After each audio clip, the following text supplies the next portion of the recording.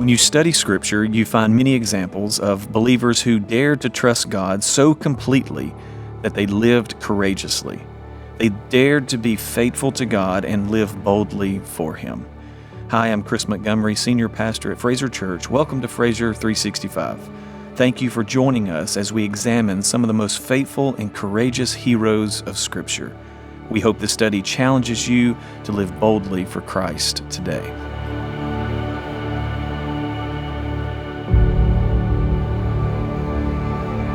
Welcome to day 17 of Dare to Be.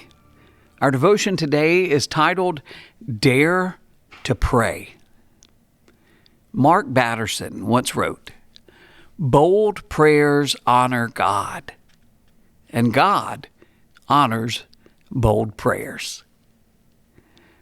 Our text for today is from 1 Samuel chapter 1, verses 9 through 11.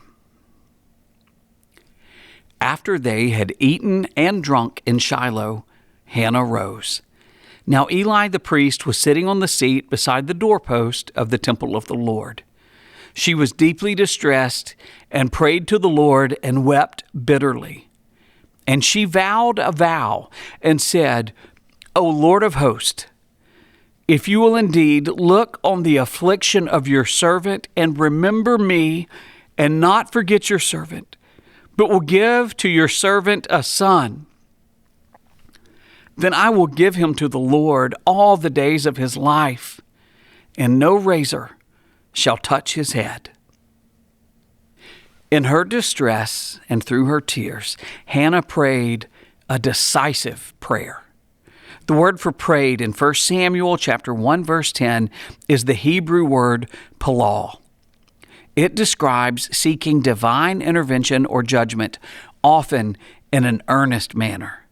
The term describes the act of making supplication or request to God, reflecting a deep dependence on God's divine will and guidance.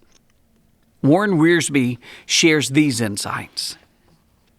During one of the festive meals at Shiloh, Hannah left the family and went to the tabernacle to pray. She had determined in her heart that the Lord wanted her to pray for a son so that she might give him back to the Lord to serve him all his life. It's an awesome fact that, humanly speaking, the future of the nation rested with this godly woman's prayers. And yet, how much in history has depended on the prayers of suffering and sacrificing people, especially mothers? The original tabernacle was a tent surrounded by a linen fence. But from the description in the text, we learn that God's sanctuary now included some sort of wooden structure with posts, that's chapter 1, verse 9, and doors, chapter 3, verse 2, and also 15, and in which people could sleep, that's verses 1 through 3. This structure and the tabernacle together were called the house of the Lord, the temple, the tabernacle of the congregation, and God's habitation. It was here that aged Eli, the high priest, sat on his priestly throne to oversee the ministry. And it was there that Hannah went to pray. She wanted to ask the Lord for a son and to promise the Lord her son would serve him all the days of his life. What an example Hannah is in her praying. It was a prayer born out of sorrow and suffering, but in spite of her feelings, she laid bare her soul before the Lord. It was a prayer that involved submission, for she presented herself to the Lord as his handmaid to do whatever he wanted her to do. You can see Luke 1:48.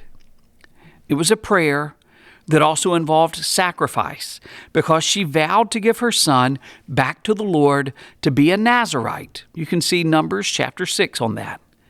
And serve the Lord all of his life.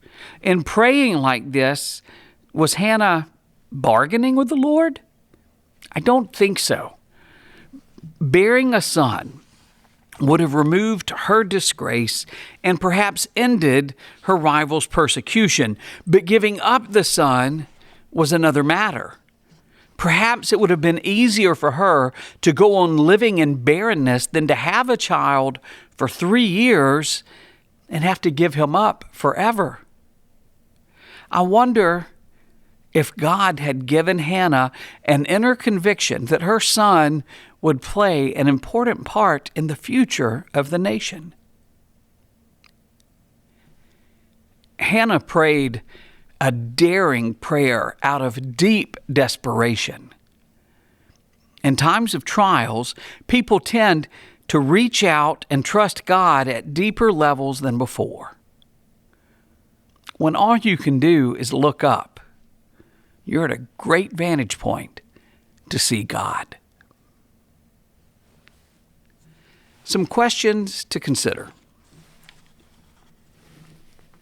Perhaps pick up a journal, maybe just a piece of paper, and write down your thoughts on Hannah's bold prayer. Why are desperate prayers bolder than when things are going well? Consider and reflect on these quotes on prayer from Mark Batterson. God isn't offended by your biggest dreams or boldest prayers. He is offended by anything less. If your prayers aren't impossible to you, they are insulting to God. And most of us don't get what we want because we quit praying. We give up too easily. We give up too soon. We quit praying right before the miracle happens. If you don't take the risk, you forfeit the miracle. Thanks for joining us. Have a great day.